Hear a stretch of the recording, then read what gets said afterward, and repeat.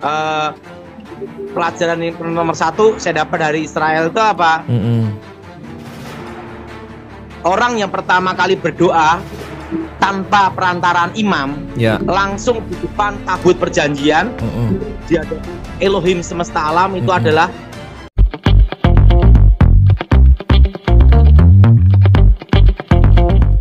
Shalom sahabat terang kemuliaan, apa kabar kalian semua? Senang rasanya bisa berjumpa lagi dengan kalian semua. Kiranya damai sukacita Allah dan kebaikan Tuhan selalu bersama dengan kalian. Diberikan umur yang panjang, diberikan kesehatan yang sempurna, dan juga tentunya diberikan rezeki yang berlimpah. Dijauhkan dari segala sakit penyakit dan mara bahaya. Pada kesempatan kali ini kita akan mendengarkan kembali pesannya akan dibawakan oleh Evangelis Dotoni atau Pastor Dotoni. Masuki bulan April. Nah sahabat terang kemuliaan, jangan lupa dukung terus channel Terang Kemuliaan dengan cara apa? Tentunya dengan cara subscribe dan bagikan video-videonya kepada yang lain agar kiranya channel Terang Kemuliaan bisa menjadi berkat untuk orang banyak. Sahabat Terang Kemuliaan, mari kita dengarkan saja langsung pesan yang akan disampaikan oleh Evangelis Dotoni atau Pastor Dotoni. Selamat menyaksikan.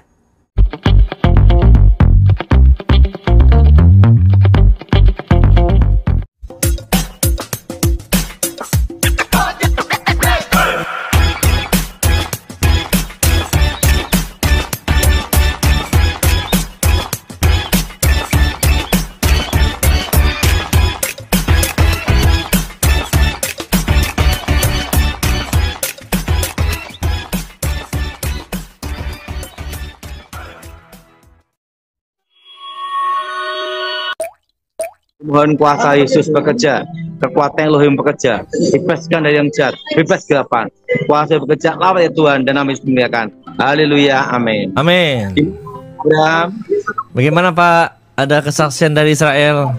Bagaimana keadaan Israel sekarang Pak? Jadi dari Israel, saya belajar satu hal. Jadi zaman Musa itu rata-rata umat Israel kalau menghadap yang maha kuasa itu harus melewati imam kalau untuk berdoa memohon pada Tuhan. Nah, orang yang pertama kali berdoa sejak bangsa Israel keluar dari tanah Mesir sampai ke tanah perjanjian itu adalah Hana, ibunya Samuel. Ya. Ibunya Samuel yang berdoa meminta Tuhan dan didengar sama Imam Eli di Silo. Iya, oke. Imam di Silo. Jadi yang pertama kali berdoa minta pada Tuhan sejak bangsa Israel mendiami tanah perjanjian itu adalah Hana, ibunya Samuel. Ibunya Samuel. Dan itu ada di Silo karena tabut perjanjian, tabut Allah ada di Silo. Ada di Silo ya Pak. Dan waktu itu dia dikira mabok. Si Hana sama Imam Eli. Betul. Betul Pak. Jadi yang pertama kali berdoa langsung kepada Tuhan tidak lewat imam zaman Musa itu adalah Hana. Hana ya. Langsung minta kepada langsung Tuhan sama Tuhan di depan tabut perjanjian. Yes. Dan Tuhan mengabulkan doanya, lahirlah Samuel. Nabi Samuel. Jadi Nabi Samuel itu ibunya adalah satu-satunya orang yang doa langsung kepada Tuhan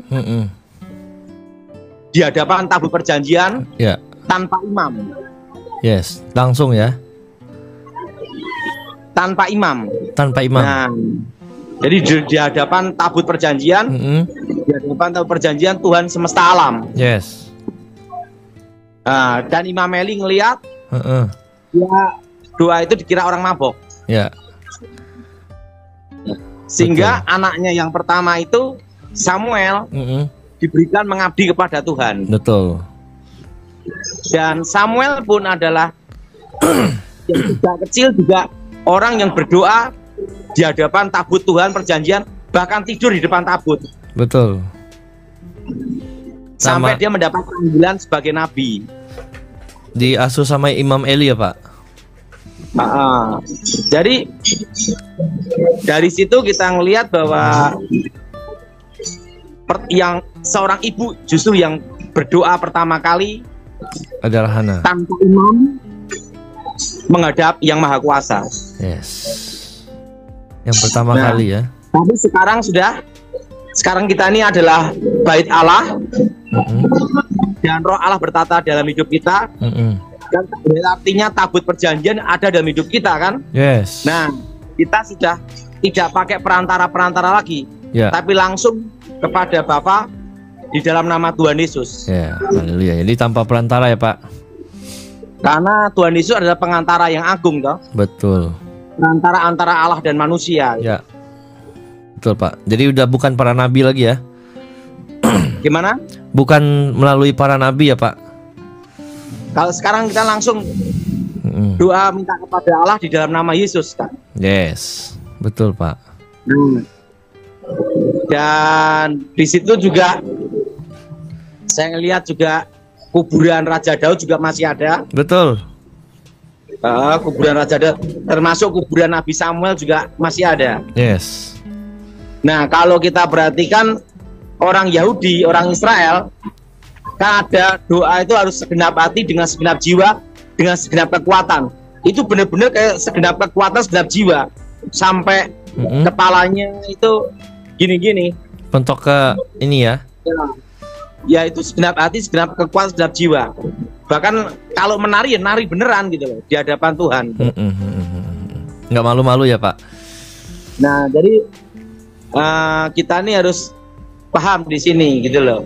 Betul. Dan kemarin juga di tempat Pentakosta Loteng, di Loteng itu yang hari Pentakosta Penuturan Roh Kudus. Betul. Nah kenapa di situ banyak orang berkerumun?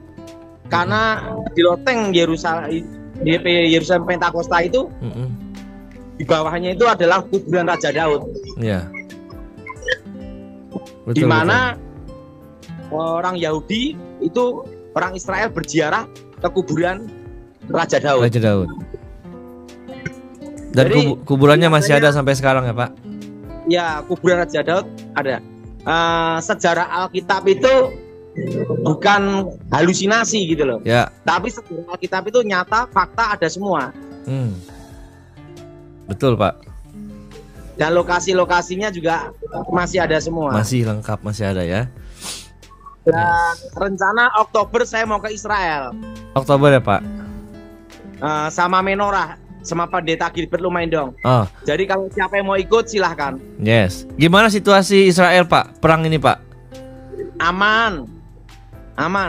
Bahkan lebih enak sekarang daripada dulu. Kalau dulu kan banyak orang malah kurang menikmati. Sekarang lebih aman. Sepi ya? Lebih enak. Berarti udah boleh masuk ya Pak? Iya. Oke Abraham, Leni, Thomas ada di mana? Perjalanan pulang KKR dari Palangkaraya Pak. Jadi pelajaran nomor 1 saya dapat dari Israel itu apa?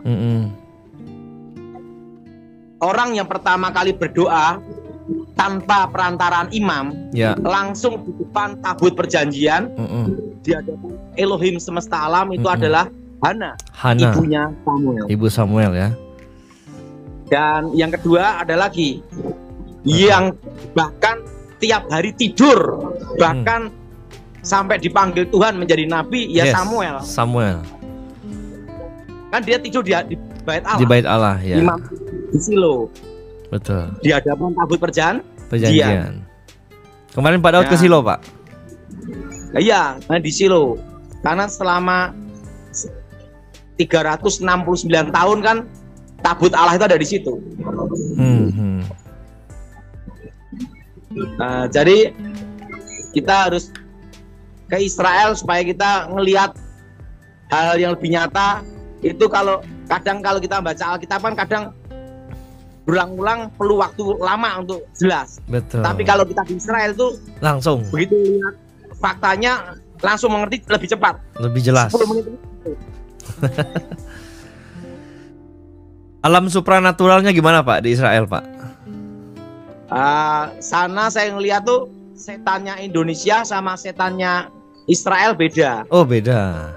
Apa ya? Kalau Apa, setan Ben? di sana tuh rata-rata pakai sorban-sorban seperti kayak jubah-jubah gitu.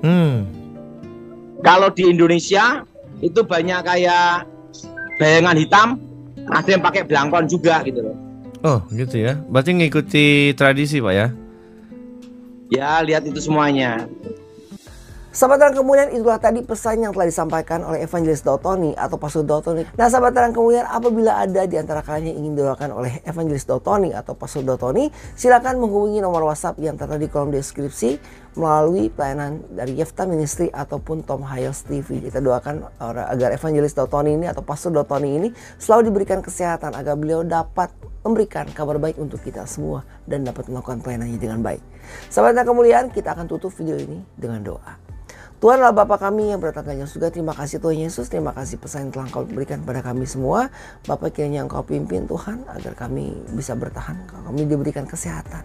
Terima kasih Tuhan Yesus. Kami serahkan semuanya ke dalam tangan-Mu. Berkati kami semua yang telah menonton video ini dan mendengarkan firman-Mu. Di dalam nama Yesus kami doa. Haleluya. Amin. Sahabat terang kemuliaan, sampai di sini video kita kali ini dan kita akan bertemu lagi di lain kesempatan tentunya. Dan jangan lupa dukung terus channel Terang Kemuliaan ini dengan cara apa? Tentunya dengan cara subscribe dan bagikan video-videonya kepada yang lain agar kiranya channel Terang Kemuliaan ini bisa menjadi berkat untuk orang banyak. Dan saya berdoa untuk kalian semua, kiranya damai, sukacita Allah dan kebaikan Tuhan selalu bersama dengan kalian, diberikan umur yang panjang, diberikan kesehatan yang sempurna dan juga tentunya diberikan rezeki yang berlimpah, dijauhkan dari segala sakit, penyakit dan mara bahaya. Kita bertemu lagi di lain kesempatan. Tuhan Yesus memberkati. Beginilah firman Tuhan, penebusmu yang maha kudus, Allah Israel. Akulah Tuhan, Allahmu, yang mengajar engkau tentang apa yang memberi faedah, yang menuntun engkau di jalan yang harus kau tempuh. Maka Yesus berkata pula kepada orang banyak, katanya, Akulah terang dunia, barang siapa mengikut aku, ia tidak akan berjalan dalam kegelapan, melainkan ia akan mempunyai terang hidup. Kata Yesus kepadanya, Akulah jalan dan kebenaran dan hidup. Tidak ada seorang pun yang datang kepada Bapa kalau tidak melalui aku. Tuhan Yesus memberkati.